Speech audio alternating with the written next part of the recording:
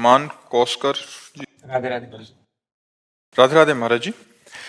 महाराज जी, मैं कंपटीशन जो तैयारी करते हैं बच्चे आईएएस आईपीएस, उन बच्चों को शिक्षित करता हूँ। महाराज जी, आप पूछ रहे हैं कि शिक्षा में आध्यात्मिकता का स्थान क्या होना चाहिए। महाराज जी, आध्यात्मिकता का स्थान तो सर्वोपरि है। जैसे बालक है, अगर वो पवित्र जीवन व्यतीत करे, जैसे ब्रह्मचर्य है, व्यसन रहित है, गंदी बातों से दूर है, गंदे दृश्यों से दूर है, तो एक बहुत अच्छा उन्नति करने वाला विद्यार्थी होगा, वो स्मृतिवान होगा। और जैसे ब्रह्मचर्यहीन है, नशा करता है, गंदे आचरण करता है, तो ये आधुनिकता उसकी इस बात को नहीं रोक पाएगी। आध्यात्मिकता ही उसे रोक सकती है।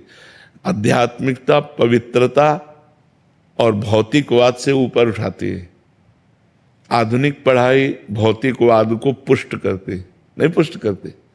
तो भौतिकवाद पुष्ट होने में यही सुख नजर आते हैं, लेकिन अध्यात्म आत्म सुख की तरफ बढ़ाता है, भगवत सुख की तरफ बढ़ाता है।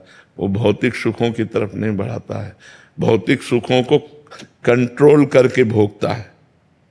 आधुनिकता हमको अधीन करके भोग भोगाती है, अध्यात्म भोगों को अधीन करके भोगा जाता है। कि जैसे मन कह रहा है कि हम गलत आचरण करें, तो वो उस समय विवेक पूर्वक काम करेगा कि नहीं, मुझे गलत आचरण नहीं करना, ये गंदी बात है, ये धर्म से विरुद्ध है। मैंने तो धर्म का ज्ञान और करना है या नहीं करना है शास्त्र के द्वारा प्रमाणित बात, ये अध्यात्म के बिना कैसे हो सकती है।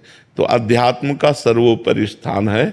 हम ये नहीं कहते कि दिन भर माला चलावे, पर विद्यार्थी को जरूरी है कि वो 10-20 मिनट अध्यात्म की बातें रोज सुने या पढ़े।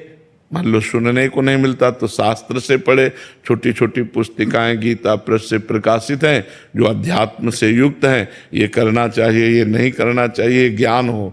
नहीं तो क्या होता है कि खेल खेल में, विनोद विनोद में कहीं ना कहीं हम फंस जाते हैं, और जिससे हम फंसते हैं वो वस्तु व्यक्ति हमारे चिंतन का परिवर्तन करता है।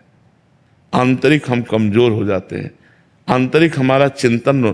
तो अब पढ़ाई में जो चिंतन लगना चाहिए प्रसन्न होकर, वो उसमें लग जाता है। तो कहीं ना कहीं जो पराजय होती है, जो फेल होना होता है, जो हम ग्रहण नहीं कर पाते हैं, जैसे हमारा अंदर से कहीं चिंतन है तो आप क्या बोल रहे हैं कि मुझे समझ में नहीं आता, क्योंकि चिंतन हमारा अंदर और कहीं चल रहा है। और जो हमारा चिंतन आप जो बोल रहे हैं उसी पे है, तो हम उसे पकड़ पाएंगे। तो आंतरिक चिंतन को संभालना अध्यात्म का काम है। और चिंतन संभल गया तो चाहे वो भगवान का चिंतन हो, चाहे विद्या का चिंतन हो, चाहे किसी विषय का चिंतन हो, वो परफेक्ट उसमें रहेगा। तो हमें लगता है विद्यार्थियों को ब्रह्मचर्य से रहना चाहिए जब तक ब्याह ना हो, और व्यसन का त्याग करना चाहिए। कोई नशा नहीं होना चाहिए, और किसी तरह गंदे दृश्यों को देखना, गंदी बातें नहीं होनी चाहिए। तो बहुत अच्छे विद्यार्थी बन जाएंगे, वो उन्नतिशील हो जाएंगे, या वो बहुत अच्छे अध्यापक बन जाएंगे, बहुत अच्छे जज बन जाएंगे, बहुत अच्छे वकील बन जाएंगे, बहुत अच्छे नेता बन जाएंगे।